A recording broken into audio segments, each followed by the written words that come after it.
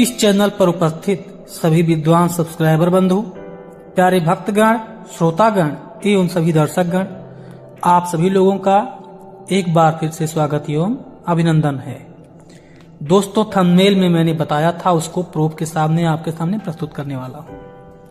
मेघनाथ को आखिर लक्ष्मण जी के अलावा श्री राम जी क्यों नहीं मार सकते थे? क्या शर्तें थी? इसके बारे में आपको पूरी जानकारी देंगे। आप सभी को मालूम है कि रावण के बेटा मेघनाथ, जिसकी पत्नी सती सुलोचना के सत्य के प्रभाव से वह अजय था, उसके पास त्रिलोक की सारी शक्तियों के भंडार थे। उसके पास माता के दिए हुए तरह तरह के आयुध, रथ और विद्याएं थी, जिनकी काट की जानकारी सिर्फ माता शक्ति के अलावा किसी को नहीं थी। मेघनाथ पर विजय की कई रुकावट थी, जिनको दूर करके ही वह उसका वध कर सकता था। मेघनाथ को माता का वरदान था कि जो व्यक्ति 12 वर्षों तक नींद, नारी और भोजन का त्याग करके मेघनाथ से युद्ध करेगा, वही उसका वध कर पाएगा। मेघनाथ की पत्नी सती सुलोचना की शपथ थी कि माता का आशीर्वाद था कि जब भी सुलोचना अपने पति को टीका लगाकर उसके गले में माता के पसंदीदा कमल के पुष्पों का हार पहनाकर उसको युद्ध के लिए भेजेगी, तो मेघनाथ विजय प्राप्त करके ही लौटेगा। मेघनाथ अगर तपस्या से माता निकुंभला स्वरूप को सिद्ध कर लेगा और उनके द्वारा दिए गए रथ पर सवार हो गया, तो उसका वध त्रिलोक की कोई शक्ति नहीं कर सकती थी। मेघनाथ को लक्ष्मण ही क्यों मार सकते थे? राम क्यों नहीं मार सकते थे? ये भी प्रश्न उठता है। दर्शकगण, आप सभी को बता दें कि यद्यपि आदि शक्ति महामाया स्वयं भगवान विष्णु की शक्ति है, उनके अधीन है, किंतु अपने भक्तों को के लिए यह शक्तियां आमने सामने भी आ जाती हैं। राम जी ने शिव जी की पूजा करके उनको प्रसन्न करके रावण की शक्तियों को नष्ट करने का साधन पहले ही प्राप्त कर लिया था, किंतु मेघनाथ की उपर्युक्त तीनों शक्तियों का वरदान उनके पास काट नहीं था। अतः उन्होंने सप्त ऋषियों के समान महान ज्ञानी जाम्बवंत से वध का उपाय पूछा।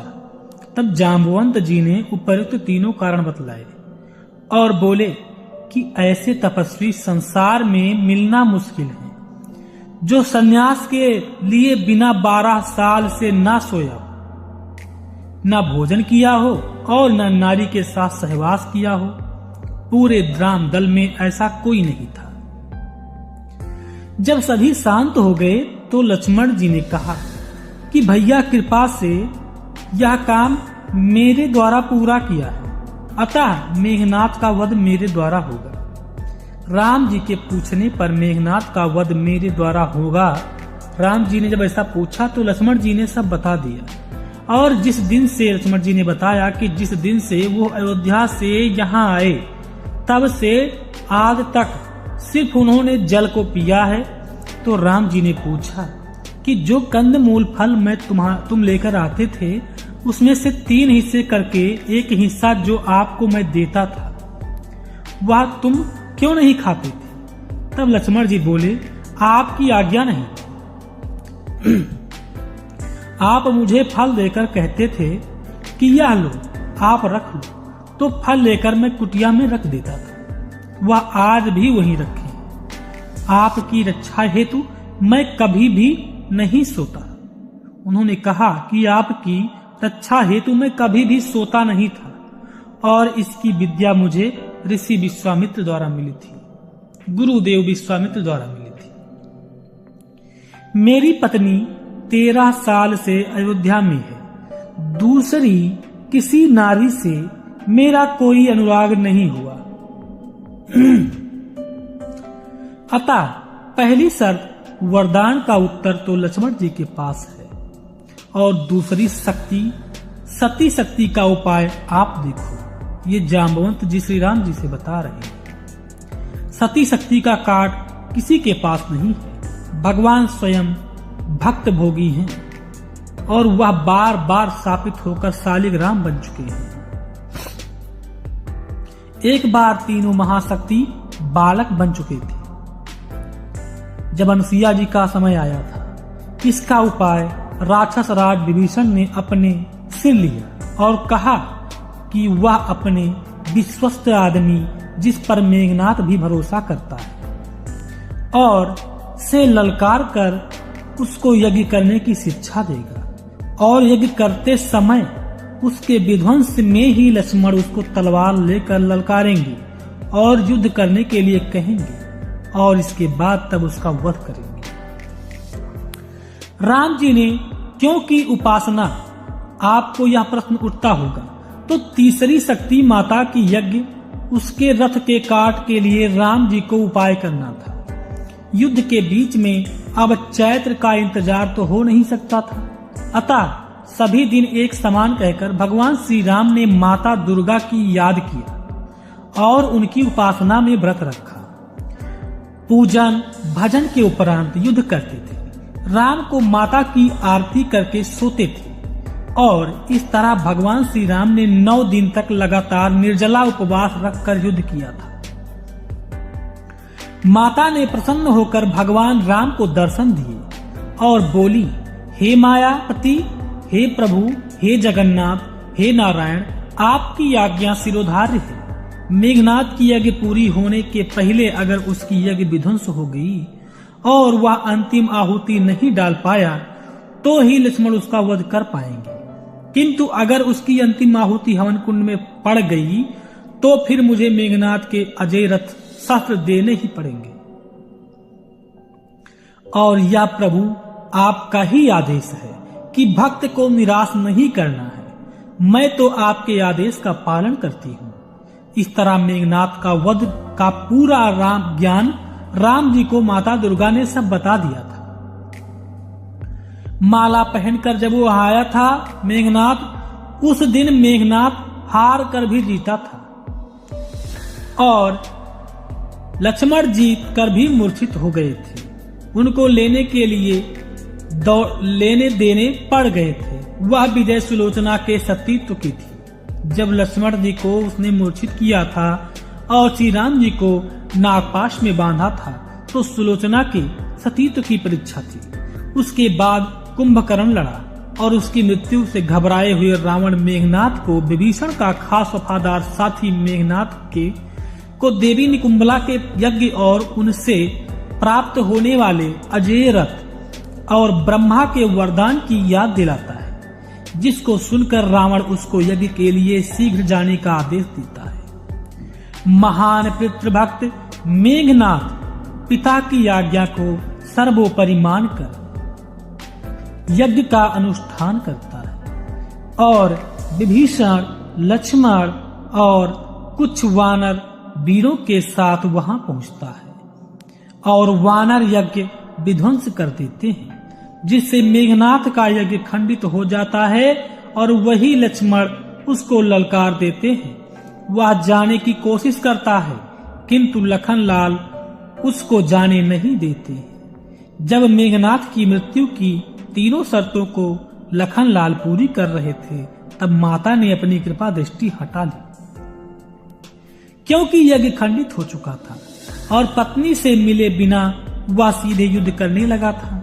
पत्नी की सतीत्व का ख्याल नहीं रखा और लक्ष्मण जी 12 वर्षों से उपवास कर रहे थे और उन्होंने नारी से कोई सानिध्य नहीं हुआ था।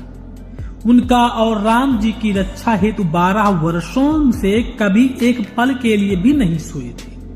अतः इस युद्ध में मेघनाथ का वध हो गया और लक्ष्मण जी विजयी हुए। त्रेता युग से पहले क्यों आया मेघनाथ के वध के उपरांत भी राम जी का उपवास कर रहे और माता दुर्गा ने महान वरदानी रावण पर विजय दिलवाई। जो रावण हमेशा चैत्र के नवरात्र में निर्जला व्रत करता था और माता का परम भक्त था, उस रावण पर अश्विनी के महीने में भगवान राम ने माता दुर्गा की उपासना करके विजयी प्राप्त की और तब से ही इस पृथ्वी पर नव दुर्गा पूजा साल में 2 बार मनाए जाते हैं। 9 दिन की उपवास के उपरांत 10वीं के दिन रावण का वध हुआ था इस तरह राम जी ने वैष्णव होते हुए भी शिव की उपासना करके शिव और वैष्णव को एक किया है। बतलाया है कि नाम और काम अलग होते हैं। नाम और काम अलग होते हुए शिव और विष्णु एक ही हैं, एक ही शक्ति है।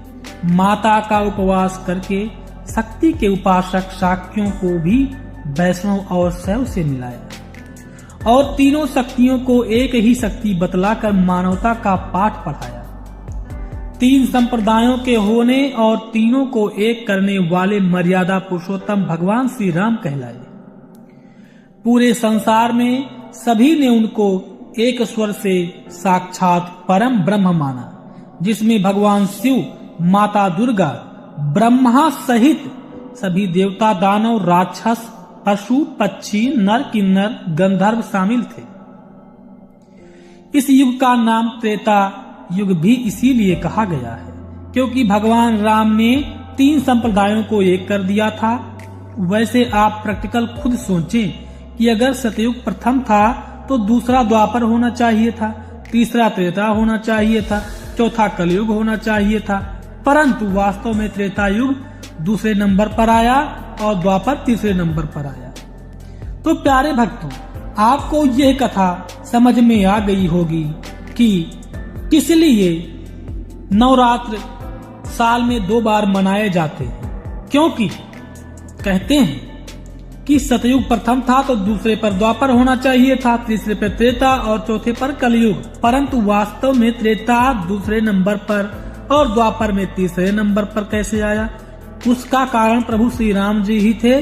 निष्कर्ष, अतः दुर्गा पूजा विजयदशमी का रिश्ता राम जी और रावण युद्ध से है और तभी से यह वर्षों में 2 बार मनाया जाता है। प्यारे भक्तों, अब आपको यह समझ में आ चुका होगा कि मेघनाथ को लक्ष्मण के सिवा श्री राम जी क्यों नहीं मार सकते थे और क्यों नवरात्र साल में 2 बार मनाए जाते हैं। प्यारे भक्तों, इस कथा पर मैंने बहुत ज्यादा मेहनत किया है।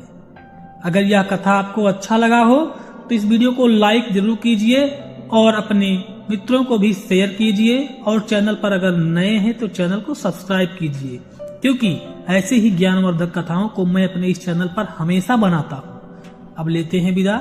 जय श्री राम।